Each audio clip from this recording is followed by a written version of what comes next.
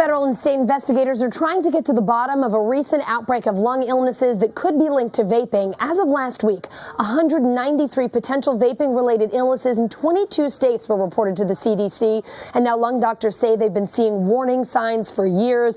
Dr. John Torres is here to run through what might be going on here. And Dr. John, for starters, welcome. You are officially our very first guest on this new set. Excellent. So you're making history here. I'm very proud of that. Thanks for joining us. All right, let's talk about these lung illnesses. What do we know about them and what may have caused them? Well, you know, these things are increasing, and every day we're hearing more and more about it. And I think there's a couple reasons behind that. One is because the amount of people that are vaping, especially young people that are vaping, and their lungs are very vulnerable. Number two, the CDC, the FDA, everyone's putting out the word, hey, start looking for this. So as doctors, we're looking more and more, and we're recognizing it more and more. But if you go back in time, you can see hints. This has been going on since vaping devices have been around, and doctors have started saying, hey, there's something going on here. It's finally coalesced to the point where people are getting that information out. We're finding out more about it. So what do we know about these lung illnesses? What are we talking here? So we're talking a variety of things, and sometimes these people end up in there and they just have asthma-like symptoms where they have a hard time breathing and they get over it and they seem to recover. Other ones are having more permanent type situations going on. There was a case in 2018 where the individual had what's called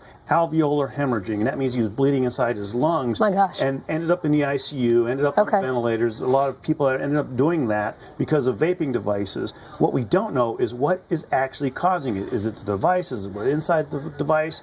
We're not sure right now. Yeah, that was going to be my next question. Is it the actual what they're vaping? Is it how they're vaping it? Is there a chance that maybe these kids aren't using these devices the way they're supposed to be used, and then that causes a problem? Could it be all of the above? And I think the answer is yes to all those questions, because right now we know there are some of these individuals that have basically hacked their devices, hacked their pods, or hacked the place they put liquid into, and they've hacked it with THC or other types of ingredients, and because of that, we think that might have injured their lungs. There's other ones that doesn't look like they've hacked anything, and the alveolar hemorrhage I was talking about, that case in 2018, they went and did drug tests, no cocaine, no methamphetamines, no THC, and so it looks like it was something that might have come as it originally comes, and that could cause problems. The other thing we're starting to hear from a lot of doctors is something they call aggressive vaping, which we're not exactly sure what that means yet as physicians, but it sounds like people are vaping many times during the day, taking big hits on that, and just the pressure in the lungs could be causing problems. A lot of different pieces to this puzzle. We're trying to figure it out. Unfortunately, it's kind of paralleling what happened to cigarettes 50, 60, 70 years ago, where for the first decade or two, we didn't think there were any problems. And people that are smoking in their 20s now, the big worry is when they get to 40s or 50s, much like cigarettes, it's going to start causing problems that we're not aware of. So let's continue to draw that parallel to cigarettes. How are e-cigarettes regulated compared to traditional cigarettes? So traditional cigarettes are regulated as tobacco. The FDA regulates them. The FDA has had a hard time regulating these. In 2009, they were allowed to start regulating tobacco. They tried to regulate e-cigarettes as well. The industry fought back, and so they had to pull back for a little bit. They came out with new regulations, particularly for minors, and trying to regulate them, getting them out of convenience stores, getting some of those flavorings out of there, and advertising towards minors. But the problem is they're still trying to get a handle on it, and it's really a new frontier out there. So they're having issues trying to figure out exactly how to do that. Basically, the vaping devices and the vaping liquids and the vaping industry has come on very hot and heavy here. The regulations are still working their way through the system, and that'll take a while to get to that point. Some people might be watching this and thinking, my gosh, I used to smoke. I use these cigarettes because I thought this was better, or, you know, maybe a gateway to getting away from cigarettes. Are e-cigarettes better, and do we just not know? You know, that's a fantastic question, because if you had talked to most experts 6 months ago, they would have said, you know, when it comes to comparing cigarettes to e-cigarettes, they're not necessarily safe, but they're probably safer. But now most experts, or a lot of experts, are saying, I don't know if I can say that anymore, because we're getting so many individuals. And granted, we're talking less than 200 right now. There has been one death associated with vaping as well. But is that just the tip of the iceberg? How many are out there?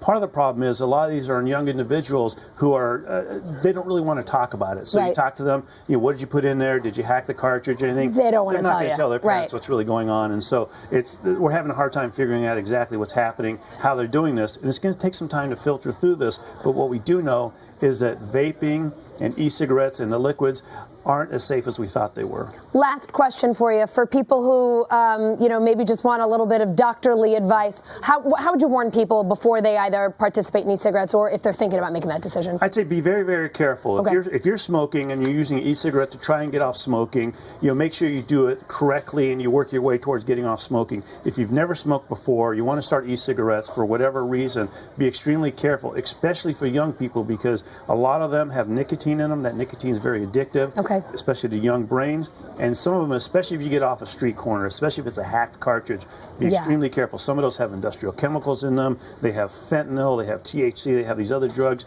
that can just wreak havoc with your lungs. And what we know is a lot of these were flavorings that were approved by the FDA for human consumption. Right. Meaning they could swallow them, they could eat them, but they weren't approved for going into your lungs through smoke. And so that's the problem right now. Scary stuff. Dr. John Torres, thanks for going through it with us. Appreciate it.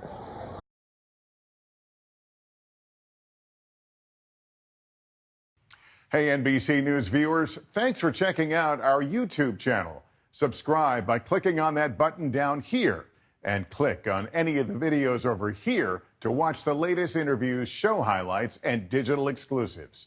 Thanks for watching.